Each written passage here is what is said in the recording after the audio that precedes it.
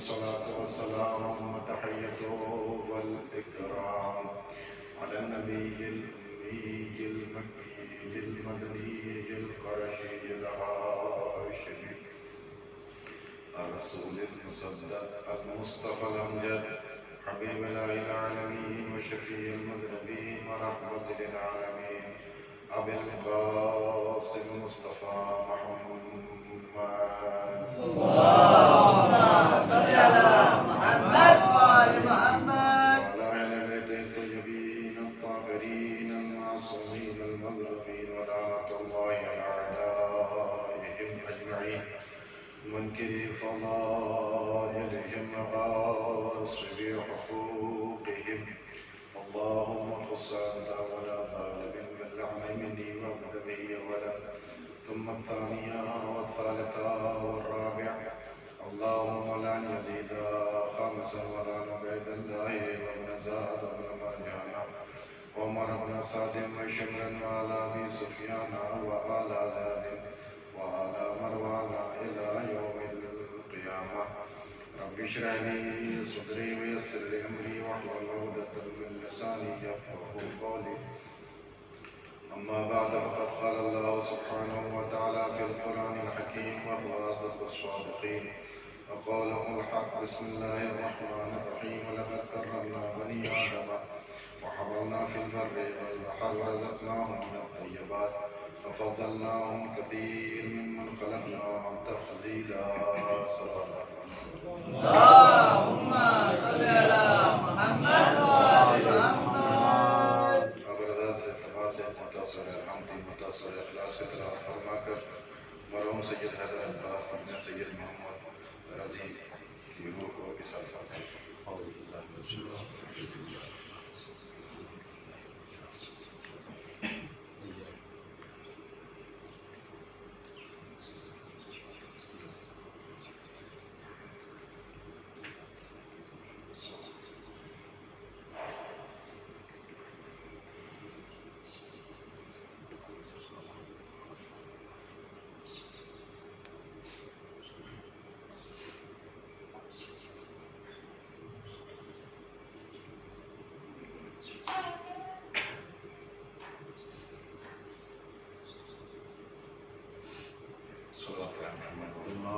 اللهم صل على محمد وآل محمد. معزز اور محترم سامعین کرام، قرآن مجید کے مقدس الفاظ ہیں جن کی تلاوت کا شرف حاصل کیا ہے، جس میں پروردگار عالم اپنے مقدس کتاب سورہ اسراء آیت نمبر 70 میں تمام بنی آدم کو خطاب کر کے تمام انسانوں کو ان کی بزرگی اور ان کی تخلیق کے مقصد کو اجاگر کرنے کے لیے ایک پیغام دیا کہ اپنے آپ کو ہلکا نہ سمجھو، میں نے تمہیں بہت بلند بنایا ہے. وَلَقَدْ كَرَّمْنَا بَنِي آدَمَ بالتحقیق لقد کے ذریعے سے اللہ نے واضح کر دیا کہ اس میں کوئی شک و شبہ نہیں ہے کہ اللہ نے بنی آدم کو بہت مکرم عزتدار بنایا ہے، اور یہ اس کی بزرگی کے لیے کافی ہے کہ خدا بند عالم نے انسان کو عزیز رکھا بھی ہے اور عزیز پیدا بھی کیا ہے. یہ اور بات ہے کہ انسان اپنے اعمال کی بنیاد پر ذلت کے قعر میں چلا جائے اور گمراہی میں جا کر کے غائب ہو جائے اور اپنی عزت میں تلاش کرے، تو خدا بند عالم کی ہدایت کی کمی نہیں ہے، بلکہ اس کے اندر وہ کمال نہیں پیدا ہو سکا کہ جس کے ذریعے سے ہدایت حاصل کرتا. لیکن اللہ نے انتظام کیا، اور اس کے انتظام کا کیا کہنا کہ انسان کو بعد میں پیدا کیا، ہادی کو پہلے پیدا کیا، شاگردوں کو بعد میں پیدا کیا، معلم کو پہلے پیدا کیا، تاکہ کوئی یہ نہ کہہ سکے کہ ہماری ہدایت کا انتظام نہیں ہوا، ہمارے علم و حکمت کا انتظام نہیں ہوا. اللہ نے کہہ دیا کہ ہم نے تم سے پہلے تمہارے علم کا اور تمہاری عزت اکرام کا زمینہ فراہم کر دیا تھا تاکہ تم بہانے تلاش نہ کر سکو. تو صلوات پڑھیے محمد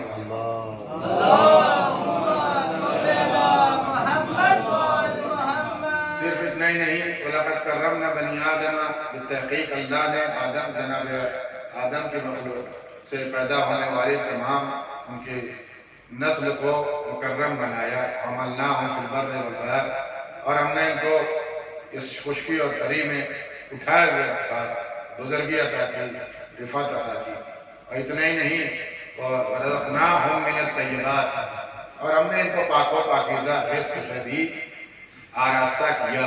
آپ محسوس کریں کہ ابتدائے حیات، ابتدائے آفرینش میں انسان کا جو تعارف ہو رہا ہے وہ اس کی پاکیزگی، اس کی بزرگی، اس کی عزت کے اعتبار سے اس کا تعارف کرایا جا رہا ہے۔ یعنی ہم نے تمہیں ابتدا میں بھی، تمہاری زندگی کے پہلے مرحلے میں بھی وَرَزَقْنَاهُم مِّنَ الطَّيِّبَاتِ، پاک و پاکیزہ رزق عطا کیا۔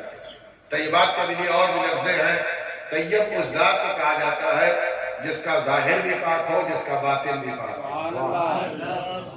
یعنی یہ غذا ایسی غذا ہے صرف تمہارا شکم نہیں بھرے گی بلکہ تمہارے اندر جو توفیق کا جذبہ پیدا کرے گی، یہی پاک و پاکیزہ غذا پیدا کرے گی۔ بہت سی غذائیں ظاہری طور پر پاک ہیں لیکن باطنی طور سے نجس ہیں، جیسے غصبی چیز اٹھا لائیے، ظاہری طور پر چھو لیجیے، اس میں کوئی مسئلہ نہیں ہے، لیکن اس کا جو باطنی نجاست ہے اس کی وہ انسان کی زندگی، اس کی توفیقات کے اوپر اس کے اثرات مرتب ہوتے ہیں۔ لہذا اللہ نے وَرَزَقْنَاهُم مِّنَ الطَّيِّبَاتِ کہا، تو طیب اس کو کہا جاتا ہے جس کا ظاہر بھی پاک ہو، جس کا باطن بھی پاک ہے۔ یعنی تم کو ایسی غذائیں فراہم کر دی کہ اگر تم ان غذاؤں کو، جن کی رہنمائی ہم نے کی ہے، اگر تم ان غذاؤں کو استعمال کرتے رہو گے، نہ تمہارا باطن خبیث ہوگا، نہ تمہارا ظاہر خبیث ہوگا۔ صلوات پڑھیے محمد والے محمد پر۔ اور غذا کا مسئلہ بہت سخت ہے عزیزان گرامی، اور انسان کو توجہ کرنا چاہیے۔ آپ حاضر ہمارے ہم سے بہتر جانتے ہیں کیونکہ یہ بات بہت سے لوگوں تک جا رہی ہے۔ میرا خطاب ان تمام مومنین سے، اور خوبصورت موقع فراہم کیا اللہ نے ان بانیان کو جو اس سلسلے کو انہوں نے قائم کیا، بہترین طریقہ اور بہترین نہج اپنائی ہے۔ اب میں ایک بات کہہ کر کے اس بات کو تائید پیش کرنا چاہتا ہوں کہ ہماری زندگی کے بہت سے مراحل ہیں، اس میں جناب سیدہ کو پیغمبر اسلام نے ایک وصیت کی تھی، اور اس وصیت کا ایک حصہ یہ ہے جو کاروان شروع ہوا ہے۔ جناب سیدہ سے معصومہ عالم سے فرمایا تھا، میری بیٹی جب تک انبیاء کو راضی نہ کر لینا نہیں سونا، اور جب تک تم تمام مومنین کے لیے شفاعت کا زمینہ نہیں فراہم کر لینا نہیں سونا، اور جب تک تم قرآن مجید کی تلاوت کر کے ایک قرآن کو تمام نہیں کر لینا نہیں سونا۔ پیغمبر اسلام کی اس بیٹی کے ذریعے سے یہ پیغام ہوا کہ ایک مرتبہ کسی نے پوچھا، اے بنت رسول اس کا مقصد کیا ہے؟ پیغمبر نے کیا کہنا چاہا؟ کہا یاد رکھو جب کوئی شخص رات میں صلوات پڑھتا ہے اور صلوات میں انبیاء کو شامل کرتا ہے، جس کو صلوات ابراہیمی کہا جاتا ہے، وہ صلوات اگر نہیں پڑھ سکتا کم از کم وہ صلوات جو کامل اللہم صلی علی محمد وآل محمد ہے، اگر یہ پڑھ کے ایک مرتبہ ہوتا ہے گویا اس نے اپنی ذات اور انبیاء کو اپنی شفاعت کا ضامن قرار دیا ہے۔ اس کے بعد اللہم فی المؤمنین والمؤمنات کہتا ہے، تمام مومنین کے لیے اگر استغفار کرتا ہے۔ ابھی کل ہی امام سے روایت گزری ہے کہ اگر کوئی ایک تسبیح استغفار پڑھ کر کے سوتا ہے تو اس کو ایسا پاک کر دیا جاتا ہے جیسے ابھی پیدا ہونے والا بچہ۔ عزیزان گرامی، اگر کوئی مومنین کے لیے استغفار کرتا ہے تو دن بھر میں جو غیبتیں ہوئی ہیں، جو نہ انجانے جو برائیاں ہوئی ہیں، وہ بھی خداوند عالم معاف کر دیتا ہے اور تمام مومنین کے لیے مغفرت کا سامان فراہم کر دیتا ہے۔ اس کے بعد کا قرآن مجید کا جو شخص 3 مرتبہ سورہ توحید کی تلاوت کرتا ہے تو ہر سورہ توحید کے ایک حصے کی تلاوت قرآن کے ایک حصے کو تمام کرتی ہے۔ جو کوئی 3 مرتبہ سورہ توحید کی تلاوت کرتا ہے اس کو اس رات میں پورے ختم قرآن کا ثواب عطا کیا جاتا ہے۔ تو صلوات پڑھیے محمد والے۔ ایک شخص کو صرف اس لیے بخشش عطا کی گئی اور اس کو بشارت دے دی گئی کہ تم کو جنت اور بہشت میں بڑا قلعہ دیا جائے گا۔ کیوں؟ کہا اس نے اپنی زندگی کی ایک عادت بنا لی تھی کہ ہر روز ہم نماز وحشت پڑھیں گے، چاہے کوئی مرے نہ مرے، ہم کو کوئی خبر آئے نہ آئے، لیکن دنیا کا ایک دستور ہے، موت آتی ہے، آئے گی۔ جب اللہ لوگوں کو پیدا کر رہا ہے تو لوگوں کو لوگ اٹھا بھی رہا ہے۔ لہذا نہ جانے کتنے مومنین دنیا میں ایسے گزر جا رہے ہیں، شاید ان کا عالم غربت میں انتقال ہو گیا، خبر ہی نہیں آ سکی، لہذا میری ایک عادت ہے کہ میں ہر روز نماز وحشت پڑھ کر کے ان لوگوں کے لیے جن کے کوئی پڑھنے والا نہ ہو ان کو یہ نماز وحشت ہدیہ کروں گا۔ تو اس کا یہ عمل اس کی بخشش اور اس کی شفاعت کا ضامن بن گیا، اس لیے کہ قرآن مجید میں کہا گیا کہ صرف انبیاء شفاعت نہیں کرنے والے ہیں، صرف ائمہ شفاعت کرنے والے نہیں ہیں، بلکہ انسان کے اپنے اعمال بھی شفیع قرار پائیں گے۔ صلوات پڑھیے محمد والے۔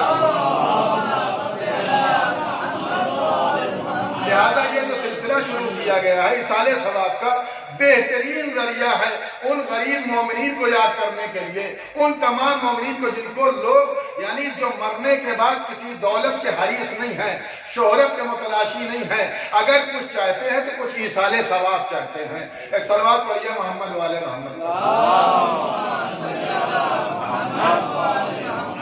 عزیزان گرامی، میں نے آپ کی خدمت میں عرض کیا کہ اللہ نے وَرَزَقْنَاهُم مِّنَ الطَّيِّبَاتِ پاک و پاکیزہ رزق عطا کیا گیا، اور اللہ نے یہ رہنمائی کی اور بھی طیبات ایسا رزق کہ جس کا ظاہر بھی پاک ہے، جس کا باطن بھی پاک ہے۔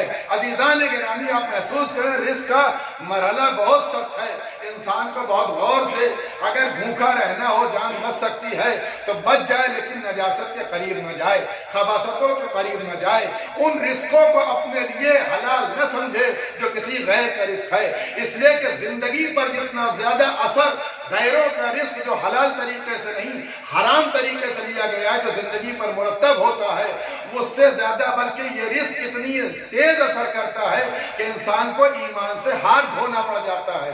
اسی لیے امام حسین علیہ السلام نے کربلا کے میدان میں جو آخری خطبہ دیا تھا اس میں امام حسین نے ذوالجناح پر بیٹھ کے جملہ کہا تھا، آخر تمہیں کیا ہو گیا ہے؟ مجھ جیسا صادق، مجھ جیسا امین، مجھ جیسا آیت تکریم میں پڑھنے والا امام، وہ ولی مطلق، میں حجت خدا اللہ کا نمائندہ، میری زبان پاک و پاکیزہ، میری تربیت پاک و پاکیزہ، میں قرآن کے لہجے میں گفتگو کرنے والا، میں مدینے سے ہی لے کر یہاں تک تم سے باتیں کر رہا ہوں، خطبے پہ خطبے سنا رہا ہوں، اپنے نانا کے اقوال سنا رہا ہوں، قرآن کی آیتیں بتا رہا ہوں، لیکن تمہارے قلب و جگر میں کوئی ٹھنڈک نہیں پیدا ہوتی، تمہارے وجود میں کوئی اثر نہیں اترتا ہے۔ آخر وجہ کیا ہے؟ امام نے سوال کیا اور امام نے ہی جواب دیا، آخر تمہارے دلوں میں ہمارے خطبے کا اثر ہو تو کیسے اسے ہو؟ اس لیے کہ تمہارے دلوں میں اور تمہارے شکم میں حرام پڑ رہا ہے، غذا جو ہے حرام ہے۔ ایک جملہ کہہ کے گزر جانا چاہتا ہوں، امام حسین کے مقابل میں دو افراد آئے تھے، یا حرام کھا کے آئے تھے یا حرام سے آئے تھے۔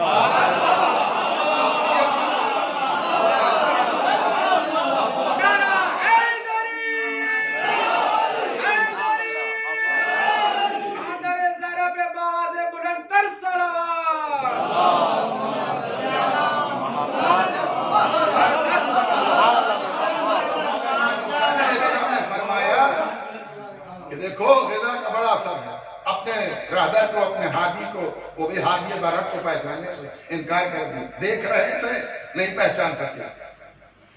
آگئے آیت اللہ العظمہ، آگئے بہجت رضوان اللہ تعالیٰ علیہ، خدا کی روح کو جواہر معصومین میں بزرگی عنایت فرمائے، عظیم شخصیت گزری ہے فیضان گرامی۔ ان سے پوچھا گیا امام کی معرفت کی تعریف کیا ہے؟ انہوں نے کہا کہ امام کے اتباع اور پیروی کرنا یہ معرفت ہے، خالی امام کو دیکھنا کمال نہیں ہے۔ کہ اگر امام کو دیکھنا کمال ہوتا تو شاید شبر سے زیادہ قریب امام سے کوئی نہیں تھا، لیکن اس نے دیکھا تھا، امام کو پہچانا نہیں تھا۔ من مات ولم یعرف امام زمانی فقد مات میتۃ جاہلیہ سے مستقل بحث ہے، کبھی کسی موقع پر بات ہوگی میں آپ کے سامنے اس کو سنا دوں۔ صلوات پڑھے محمد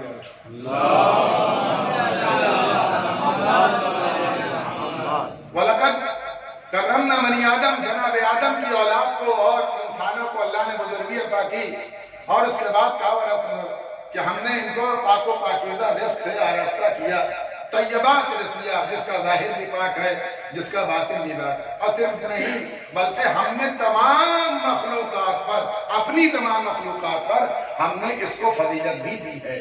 اب عزیزان گرامی، انسان کو جو فضیلت ملی ہے، صاحب تفسیر الکبیر لکھتے ہیں کہ اگر ایک قیاسی خاکہ تیار کیا جائے انسانوں کی اور دنیا کی تمام مخلوقات کی تعداد کا، تو ہمیں جو تعداد نظر آتی ہے ماہرین کے ذریعے سے جو ہم کو معلومات حاصل ہوئی ہے، تو جتنے بھی انسان پائے جاتے ہیں دنیا میں، ان سے 10 گنا زیادہ چوپائے پائے جاتے ہیں، اور ان سے 10 گنا زیادہ حشرات پائے جاتے ہیں۔ زمین پر دیکھتے رہتے ہیں چھوٹے چھوٹے کیڑے جو ہم کو دکھائی بھی نہیں دیتے، جو مائکروسکوپ سے اگر دیکھا جائے تب وہ نظر آتا ہے۔ اسی لاتعداد مخلوقات دنیا میں موجود ہیں، اور ان تینوں سے 10 گنا زیادہ فضا میں پرندے پائے جاتے ہیں، اور ان چاروں سے 10 گنا زیادہ اللہ کی وہ مخلوقات جس کو سب سے زیادہ، خود نہج البلاغہ میں نووی نے فرمایا کہ سب سے زیادہ تعداد فرشتوں کی ہے۔ کوئی جگہ، کوئی خلا، کوئی جگہ باقی نہیں، مکان باقی نہیں جہاں اللہ نے فرشتوں کو خلق نہ کیا ہو۔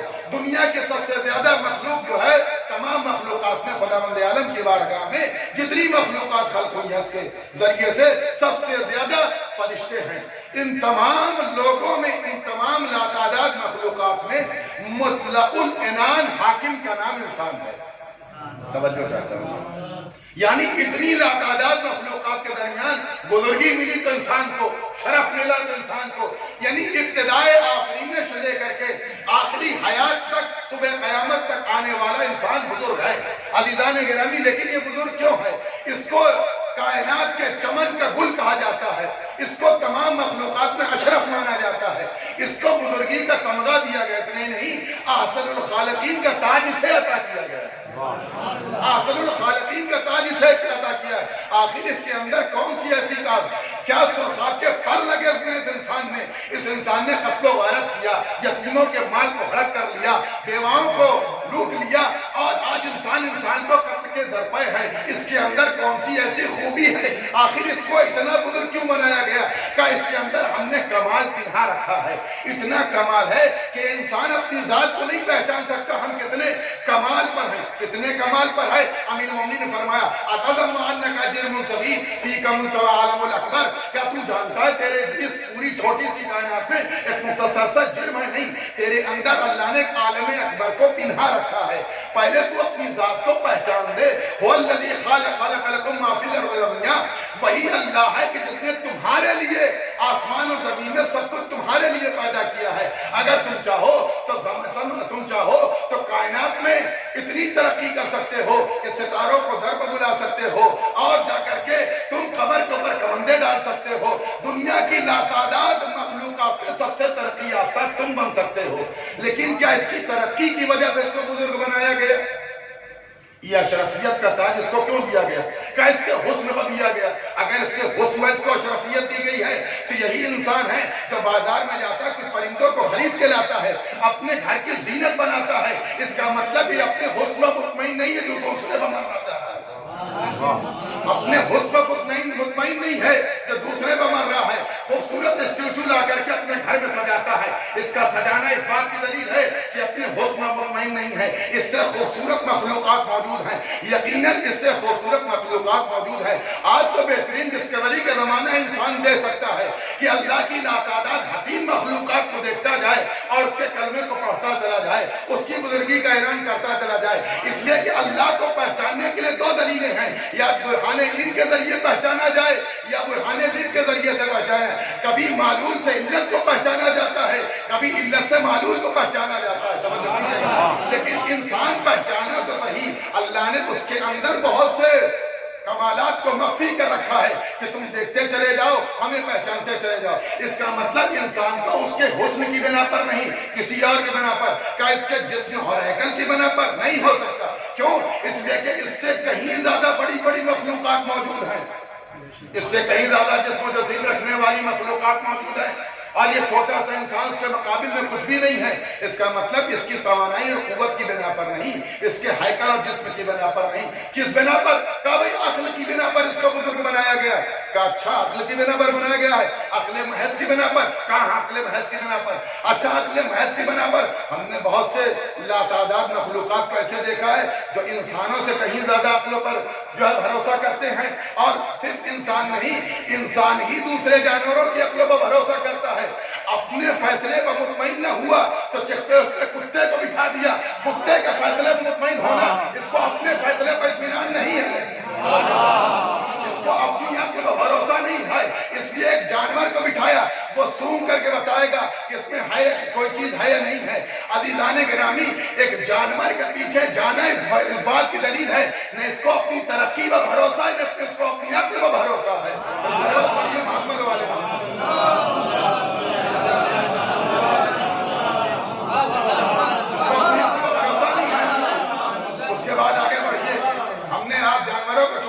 نباتات میں کچھ ایسے پتھر ہیں جن کو اللہ نے بزرگ بنایا ہے، اور اتنا بزرگ بنایا ہے کہ انسان کیسے کہیں زیادہ آگے ہیں۔ آپ نے دیکھا ہوگا مقام ابراہیم کا جو پتھر تھا، کتنا عروج رکھنے والا پتھر، اپنے رہبر کو پہچاننے والا پتھر۔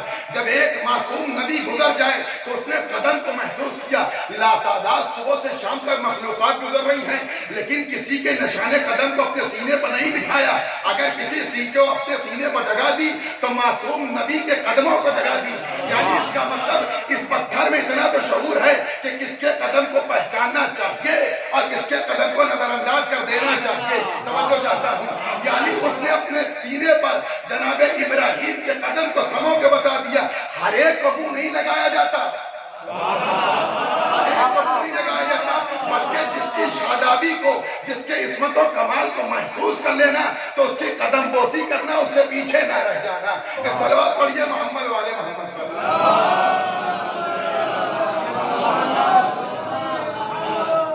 اور اتنا ہی نہیں، جب جناب ابراہیم کے قدم کو اس پتھر نے اپنے سینے پر بسایا اور جگہ دے دیا تو آواز قدرت آئی، تجھے اکیلا نہیں رہنے دیں گے، تو میرے رہبر اور میرے معصوم کو پہچانتا ہے، تیرے اندر اتنا شعور ہے کہ تو معصوم کو پہچانتا ہے۔ تو اس نے مقام ابراہیم پر مسلح قرار دیا۔ انہی انسانوں کا مسلح قرار دینا اس بات کی دلیل ہے کہ اگر کوئی انسان صدق دل سے مراحت کے ساتھ معصوم نبی کے ساتھ یا معصوم ولی کے ساتھ ہو جائے تو بزرگی لینے کی ضرورت نہیں، بزرگی اللہ عطا کر دیتا ہے۔ اس پتھر کو خانہ کعبہ میں مقام مصلی پر رکھ دیا گیا، مقام ابراہیم پر قرار دینا اس بات کی دلیل ہے کوئی معصوم کے ساتھ رہے تو صحیح۔ اس کے بعد آگے بڑھئے، وہ پتھر جس کو انسان جا کے چومتا ہے، جس کو ہم حجر اسود کہتے ہیں، کتنا بزرگ پتھر ہے۔ اگر نہ چومے انسان تو گنہگار شمار کیا جاتا ہے، اگر نہ چومے انسان تو شاید ارکان حج مکمل نہیں ہوں گے، اس کے سند اسلام پر شک ہوگا۔ لہذا ضروری ہے کہ اس پتھر کو بوسا دیا جائے۔ یہ پتھر کیا چیز ہے؟ کہ یہ پتھر وہ ہے جس پتھر پر جنت میں بیٹھ کر کے جناب آدم علیہ السلام اللہ کی تسبیح و تحلیل کرتے تھے۔ جب جناب آدم کو وہاں سے نکالا گیا اور جنت سے باہر کیا گیا تو پتھر گریہ کرنے لگا۔ کیوں رو رہا ہے؟ کہ پروردگار ایک معصوم نبی کو نکال رہا ہے جو میرے وجود پر بیٹھ کر کے تیرا تذکرہ کرتا تھا۔ عزیزان گرامی، اس کا مطلب یہ ہے کہ ہر ایک کی جدائی پر نہیں رویا جاتا، معصوم کی جدائی پر ضرور رویا جاتا ہے۔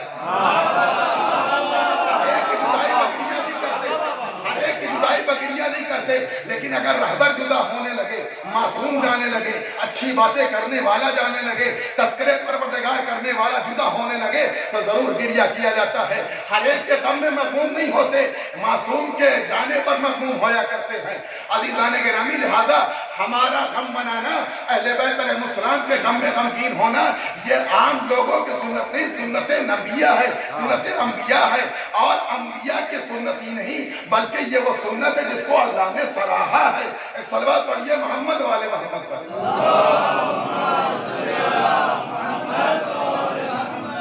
اللہ نے اس پتھر کی آواز کو قبول کر لیا اور جناب آدم کے ساتھ اس پتھر کو بھی اتار دیا۔ یہ پتھر آ گیا، اتنا جلیل القدر پتھر ہے، اتنا عظیم پتھر ہے کہ خلیفہ دوم چومتے چومتے ایک مرتبہ آواز دیتے ہیں، میں تجھے کبھی بوسا نہ دیتا اگر اللہ کے نبی نے نہ بوسا نہ دیا ہوتا۔ اس کا مطلب نبی کے ساتھ رہنا کمال نہیں ہے۔ نبی کے ساتھ رہنا کمال نہیں ہے، نبی کی تعلیمات کو سمجھنا کمال ہے۔ اس نے پیغمبر کا ساتھ تو دیا، رہا، صحابیت کے زمرے میں شامل کیا گیا، لیکن معرفت نبوت نہ ہو سکی۔ جیسے اس نے پتھر پر اعتراض کیا تو فوراً امیر المومنین نے شانے پر ہاتھ رکھ کے کہا، کیا بات کرتا ہے؟ اس پتھر کو معمولی پتھر نہ سمجھ، یہ پتھر وہ ہے جو میدان محشر میں لوگوں کے اعمال کے لیے گواہ پر بنا کر بھیجا جائے گا، گواہی کے لیے اتارا جائے گا۔ عزیزان گرامی، امام کا کہنا اس بات کی دلیل دلیل ہے کہ تجھے معرفت نہیں ہے۔ عزیزان گرامی ایک جملہ کہہ کے آگے گزرنا چاہتا ہوں۔ آج دنیا چیخ رہی ہر ایک کا احترام کرو، ہر ایک کا احترام نہیں ہوتا، جو محترم ہوتا ہے اس کا احترام کیا جاتا ہے۔ جب تک تم صحابیت کے وینٹیلیٹر پہ غیروں کو بٹھا کر کے روح پھونکتے رہو گے، جب تک کہ آل محمد کی رضایت پہ روح نہیں پہنچے گی اس کو زندگی عطا نہیں ہو سکتی۔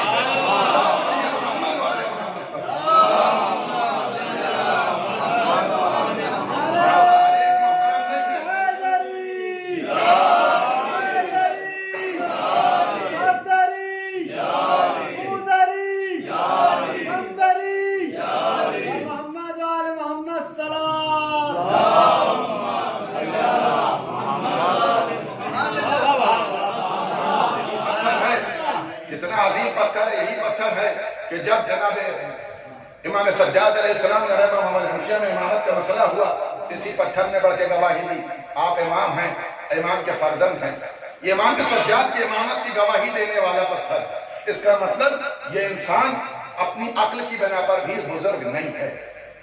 اس پتھر میں بھی شعور پایا جاتا ہے، اس پتھر میں بھی عقل پائی جاتی ہے۔ بہت سے ایسے واقعات آپ سنتے رہتے ہیں کہ معصومین کا گزر ہو جا رہا ہے، پتھر اور وہ سجدے میں چلے جا رہے ہیں۔ بہت سے واقعات موجود ہیں، مولا علی کے لیے واقعہ موجود ہے کہ آپ جیسے جیسے نماز پڑھ رہے تھے، پیچھے درخت بھی اسی انداز میں سجدہ کر رہا ہے، رکوع میں جا رہا ہے، قیام میں جا رہا ہے۔ اس کا مطلب یہ ہے وہ رہبر شناس تھے، وہ امام کو پہچانتے تھے۔ عزیزان گرامی، اس کا مطلب دنیا کے بہت سی چیزوں میں بھی شعور پایا جاتا ہے، تو شعور کی بنا پر انسان کو بزرگی نہیں دی گئی ہے۔ تو بزرگی کس بنا پر دی گئی؟ اس کو اشرف کیوں بنایا گیا؟ ہر ایک انسان اشرف ہے؟ جی نہیں، ہر ایک انسان اشرف نہیں ہے۔ صلوات پڑھیے محمد والے محمد۔ اس کے علاوہ قرآن مجید نے بہت سے لوگوں، بہت سے جانوروں کی مثال دی ہے، اور قرآن نے مچھر کی مثال دی، مکھی کی مثال دی، شہد کی مکھی کی مثال دے کر کے بتایا کہ تم سے زیادہ شعور رکھنے والے جانور موجود ہیں، بلکہ ہماری اتباع اور پیروی میں اس قدر منہمک ہے کہ جو ہم نے کہہ دیا اس سے ایک قدم آگے نہ بڑھے۔ تم تو ادھر ادھر منہ مارتے پھرتے رہے ہو، اپنا مال بھی کھا رہے ہو، دوسرے کا مال بھی پائی نظریں موجود ہیں۔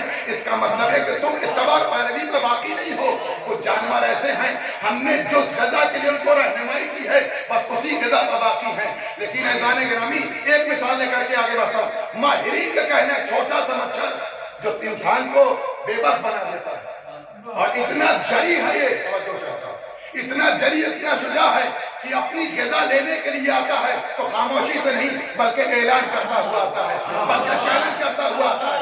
اگر روک سکو تو روکو، اگر روک سکو تو روکو۔ انسان اس کو بیٹھنے روکنے پر قادر نہیں ہے۔ عزیزان گرامی جب ایک مچھر کو روکنے پر قادر نہیں ہے تو اس قادر مطلق کے مقابل میں کیسے آئے گا؟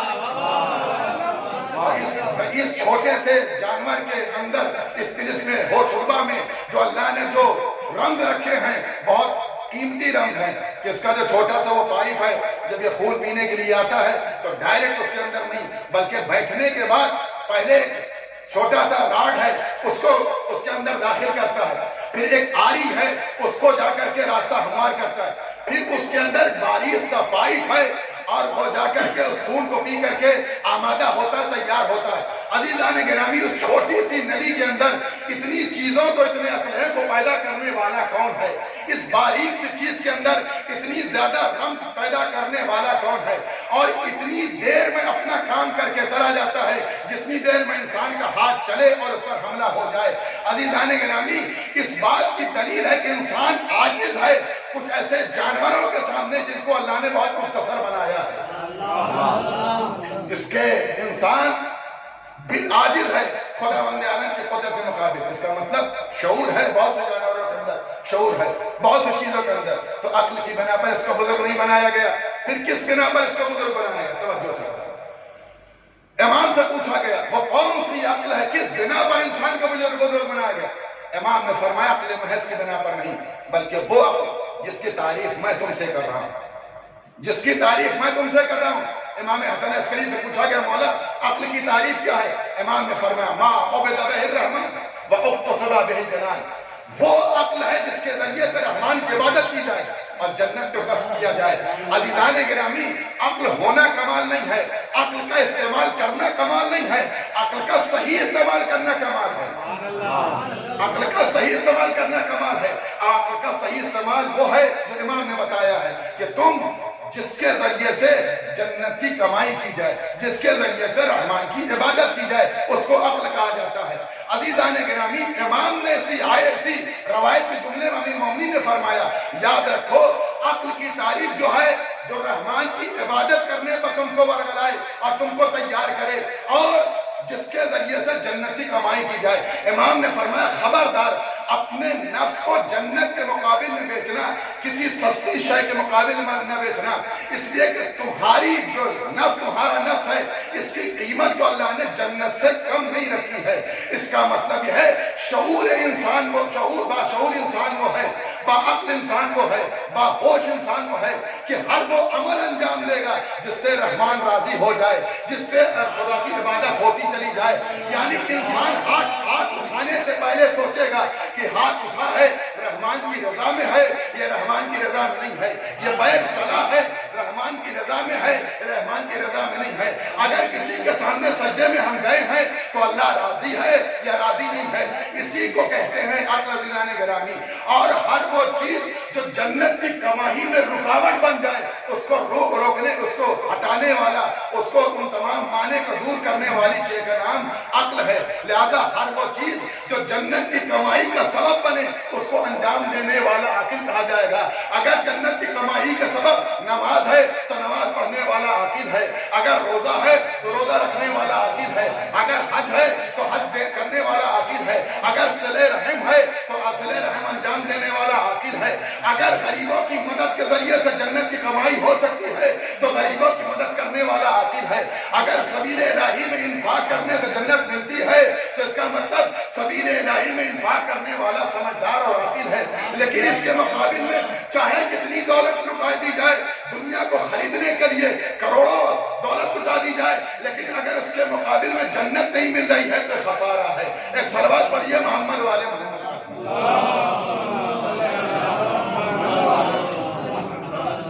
لہذا ضروری ہے کہ اللہ کو راضی کیا جائے، لہذا ضروری ہے کہ ہر وہ کام کیا جائے جو جنت کے مقابل میں ٹھہرے۔ اگر جنت کے مقابل میں نہیں ٹھہر رہا ہے تو امام کی نظر میں بے عقل کہلائے گا، امام کی نظر میں بے شعور کہلائے گا۔ باشعور وہی شخص ہے جو رحمان کی عبادت کرتا ہوا، باشعور وہی شخص ہے جس کے ذریعے سے جنت کی کمائی ہو رہی۔ ایک اور صلوات پڑھے محمد والے محمد پر۔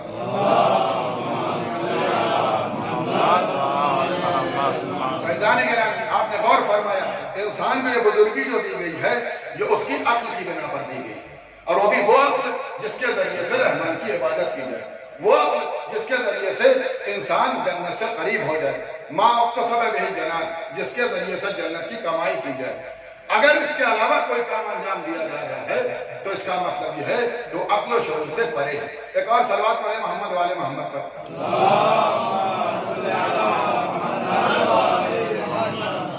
ورنہ کون ایسا انسان ہے جو دنیا میں جینا نہیں چاہتا؟ کون سا ایسا انسان ہے جو دنیا میں دولت کا حریص نہیں ہے؟ کون سا ایسا انسان ہے جو عزت کا پجاری نہیں ہے؟ ہر ایک کو، ہر چھوٹے بڑے کو عزت چاہیے ہے، ہر چھوٹے بڑے کو دولت چاہیے ہے، ہر چھوٹے بڑے کو شہرت چاہیے ہے، لیکن امام نے اس فکرے میں سمو دیا وہ شہرت جو رحمان سے ہو کر کے گزرے، وہ عزت جو رحمان کی بارگاہ سے مل جائے، وہ دولت جو رحمان کی بارگاہ سے مل جائے، وہی عزت، وہی شہرت اور وہی کمال تمہارے لیے موجود ہے۔ عزیزان گرامی، ایک بات میں اکثر کہا کرتا ہوں اور یہاں کہہ کے گزرنا چاہتا ہوں، ہم نے روایت کی دنیا میں کہا گیا ایک مجموعی مضمون کلام یہ ہے کہ بے وقوف انسان وہ ہے جو اپنے اعمال کو تو کر رہا ہے، اور بہت سے لوگ ایسے بھی ہیں، قرآن میں بھی آیا ہے کہ جو یہ سوچ کر کے بیٹھے ہوئے ہم نے تو اپنے اعمال کے انبار لگا دیے ہیں، ڈھیر لگا دیے ہیں، لیکن جب میدان محشر میں جائیں گے تو ان کے اعمال مانندے حباب ہوں گے، مانندے سراب ہوں گے۔ سراب کسے کہتے ہیں؟ آپ نے دیکھا ہوگا، آپ سے بہتر کون جانتا ہے؟ دور سے دیکھیے، آج کا ماحول ہے، دھوپ نکلی ہوئی ہے، ایک چٹیل میدان میں صحرا میں جائیے تو دور سے ایک چمکتا ہوا پانی دکھائی دیتا ہے، اس کو سراب کہا جاتا ہے۔ اگر ایک شخص پیاسا ہو اور اس کو دور سے چمکتا ہوا پانی دکھائی دے تو بہت تیزی کے ساتھ بڑھ جائے گا کہ یہاں پانی موجود ہے، لیکن جب قریب جائے گا تو کچھ نہیں نظر آئے گا۔ ایسے ہی بہت سے لوگ اپنے اعمال کو میدان محشر میں دیکھیں گے کہ بڑا اعمال ہے، بہترین خوبصورت اعمال کا انبار لگا ہوا ہے، لیکن جب قریب جائیں گے تو کچھ نہ پائیں گے۔ عزیزان گرامی، ایسے لوگ کون ہیں کہ دنیا میں بڑی مشقتیں کرتے تھے، لیکن جب اللہ کی بارگاہ میں آگے پروردگار نمازیں ہم نے پڑھی، روزے ہم نے رکھے، زکوٰۃ ہم نے دیا ہے، خمس ہم نے دیا ہے، لوگوں کو بگھیروں میں انفاق کر کے غریبوں کی مدد کی ہے، بیواؤں کی کفالت کی ہے، بلڈنگیں بنواتی ہیں غریبوں کی، لیکن جیسے ہی سوال کریں گے آواز قدرت آئی ہے، وہ عمل لے کے آ جو میرے لیے کیا ہے، وہ عمل لے کر کے آ جو میرے لیے کیا ہے۔ عزیزان گرامی، وہ عمل بتا جو میرے لیے کیا ہے۔ عزیزان گرامی، اگر تم نے میرے لیے کیا ہے تو اجر مجھ سے لے لے، لیکن اگر تم نے شہرت کے لیے کیا ہے تو جا کر کے ان کے لیے کر، ان سے اجر مانگ لے جن کے لیے تم نے کیا ہے۔ اس کا مطلب فیس بک کے ذریعے سے جو ہم اپنے اعمال کی تشہیر کرتے ہیں، یہ خدا بند عالم کی بارگاہ میں قبولیت کا درجہ نہیں مل پائے گا،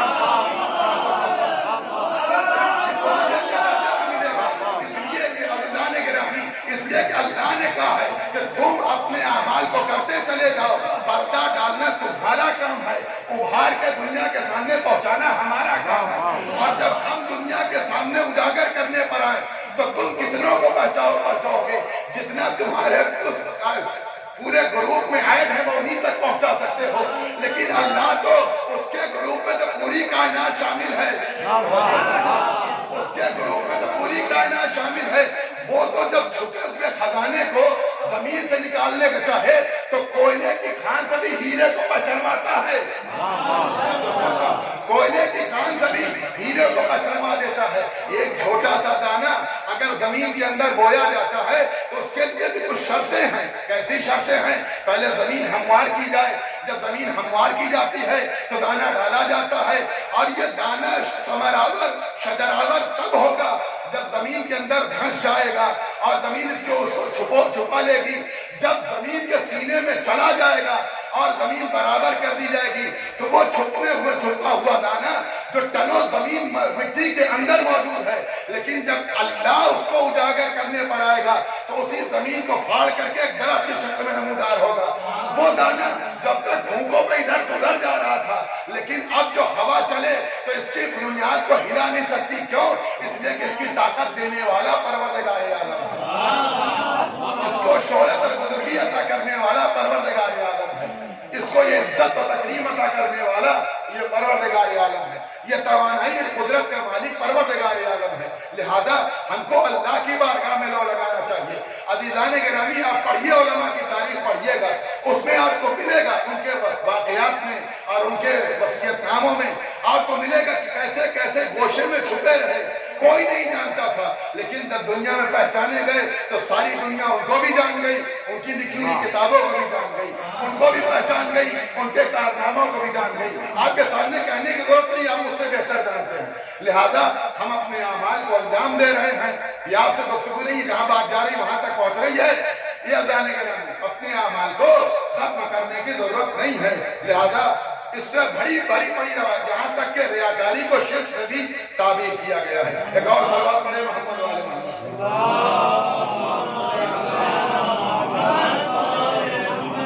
اس لیے کہ اہل بیت علیہ السلام کے کارنامے اور خدا بند عالم کی بارگاہ سے جن کو بزرگی ملی ہے، وہ کسی اور کو وہاں سے بزرگی نہیں مل سکتی جنہوں نے قربانیاں دی ہیں۔ اور اللہ نے جس کو قربانی دی ہے، امام حسین کے مقابل میں کتنے لوگ تھے؟ دنیا کا آدھا حصہ امام حسین کے مقابل میں تھا۔ شاید اگر ایک تہائی کہا جائے تو غلط نہ ہوگا۔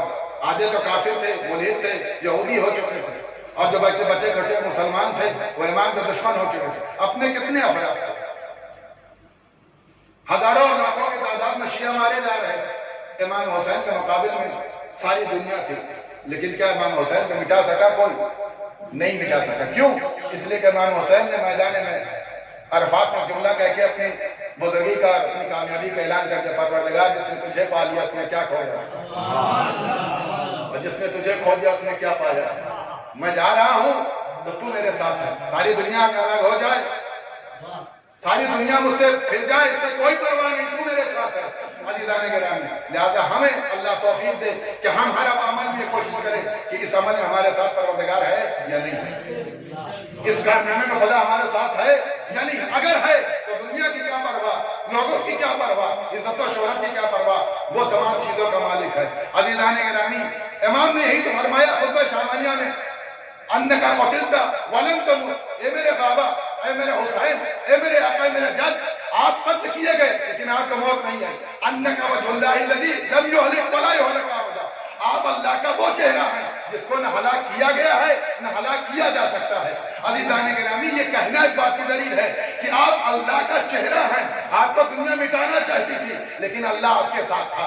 یہ امام نے کیوں کہا آپ اللہ کے چہرہ ہیں؟ یعنی عزیزان گرامی، چہرہ جسم کا رئیسی حصہ ہوتا ہے، اگر چہرہ ہٹا دیا جائے جسم کسی کام کا نہیں ہوگا۔ سوچنے کی صلاحیت چہرے میں ہے، دیکھنے کی صلاحیت چہرے میں ہے، سننے کی صلاحیت چہرے میں ہے، فکر کرنے کی صلاحیت چہرے میں ہے، بولنے کی صلاحیت چہرے میں ہے۔ اگر چہرہ ہی اتار دیا جائے تو نہ بول سکتا ہے، نہ دیکھ سکتا ہے، نہ سوچ سکتا ہے، نہ اس جسم ذہنی باقی رہ سکتا ہے۔ امام چھٹے امام نے امام حسین کے اس پورے فکرے کو کہ اللہ میرے ساتھ ہے، اس کو واضح کر دیا کہ اتنا زیادہ قریب ہو چکا تھا امام حسین سے پروردگار، اس کی تفسیر امام نے کر دی کہ آج سے اسلام پہچانا جائے گا، تیوری پہچانا جائے گا، آپ اللہ کا چہرہ ہیں۔ یعنی اسلام سوچے گا حسین کے ذریعے سے، بولے گا حسین کے ذریعے سے، دیکھے گا حسین کے ذریعے سے، کلام کرے گا حسین کے ذریعے سے، زندہ رہے گا تو حسین کے ذریعے سے۔ اس لیے کہ زندگی کا مالک پروردگار ہے۔ دنیا نے کیا نہیں کیا، امام حسین پر کیا نہیں کیا، چھوٹے چھوٹے بچوں پر پانی بند کر دیا۔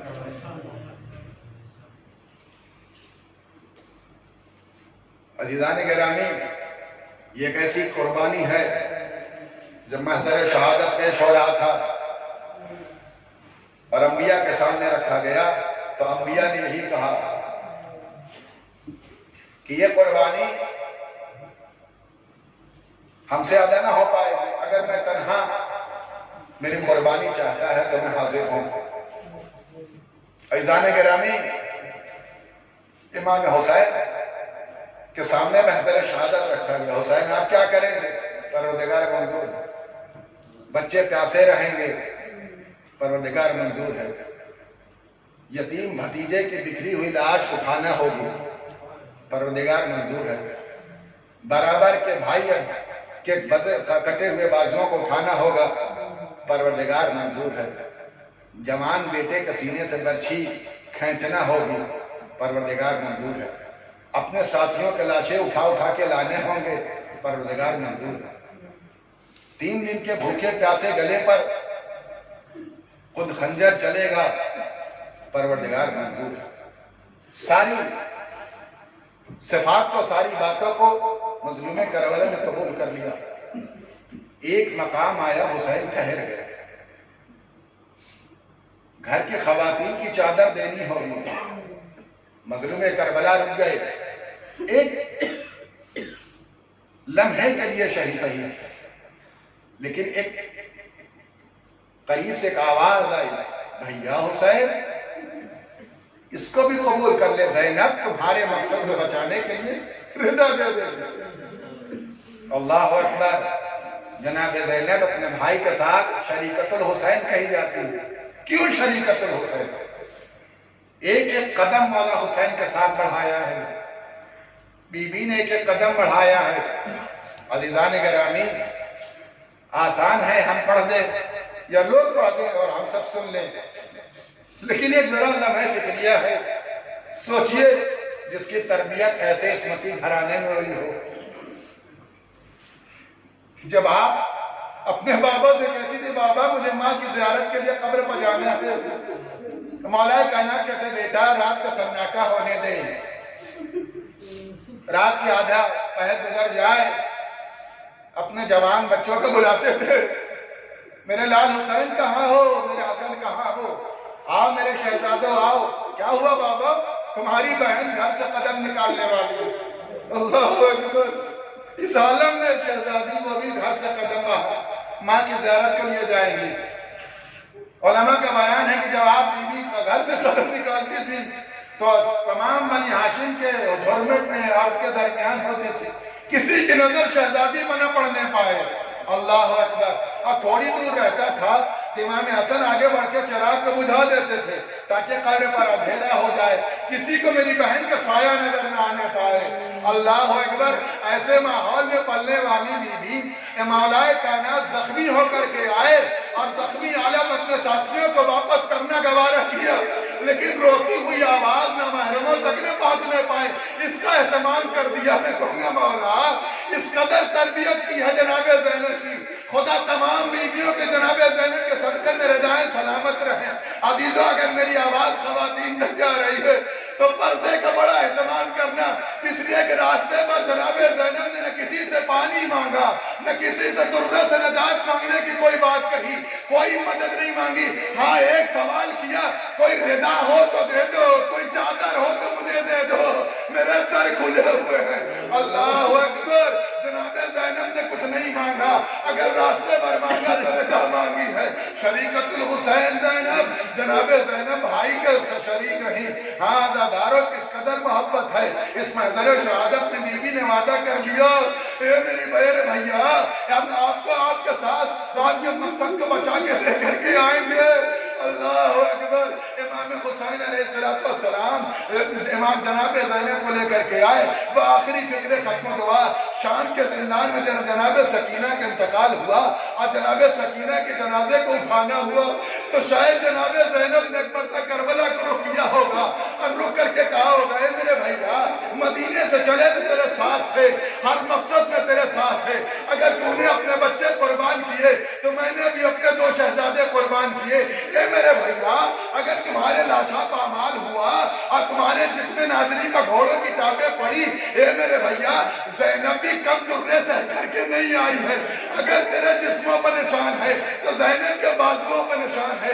اے میرے بھائیا اگر تیرا سر نوکے نیزہ پر کشا بکشا پھرایا گیا، اے میرے بھائیا میری گردن بھی پسے میرے ہاتھ بھی پسے گردن باندھے گئے، لیکن اے میرے بھائیا میں یہ سوچتی تھی کہ شاید میں تم سے ایک قدم پیچھے رہ جاؤں گی، وہ یہ تھا کہ تو نے 71 لاشیں اٹھائے، زینب نے لاشا نہیں اٹھایا تھا، لیکن آج وہ دن آ گیا اپنی بھتیجی کا جنازہ اٹھا رہی ہوں۔ اے میرے بھیا لیکن ایک فرق ہے کہ تم نے جنازہ اٹھایا تو ہاتھ کھلے تھے، ارے زینب اٹھا رہی ہے تو ہاتھ پسے کر۔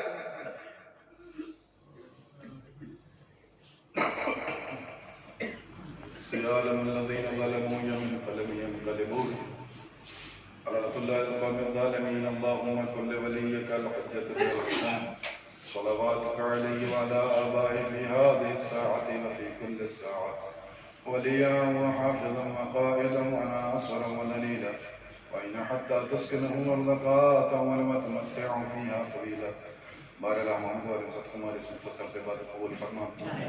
پروردگار شیعہ نے حضر قرار جامع جان عزت آبرو کی عبادت فرما، علماء کرام مہاراج اعظام کی عبادت فرما، ہمارے گناہان کبیرہ صغیرہ کی مغفرت فرما، پروردگار جو پریشان کی پریشانی کو دور فرما، پروردگار تذکرہ علی محمد علیہ السلام کے صدقے میں جن مرحوم کی ذات مجلس پروان کے درجات کے بلند فرما، جملہ مومنین مومنات کی حفاظت فرما، اس وبا سے دنیا کو نجات و عافیت عنایت فرما، جو بیمار شفاء کاملہ عاجلہ عنایت فرما، ہمارے گناہان کبیرہ صغیرہ کی مغفرت فرما، ہمارے عمل ہمارے ایمان کو راضی فرما، پروردگار ہماری توفیقات میں اضافہ فرما، پروردگار بہترین دعا وارث اعظم میں زمانہ کے ظہور میں تاجیل فرما، ان کے فوج ظفر موت ہم سب کو شمار عنایت فرما، وتقبل منا انک انت السمیع العلیم۔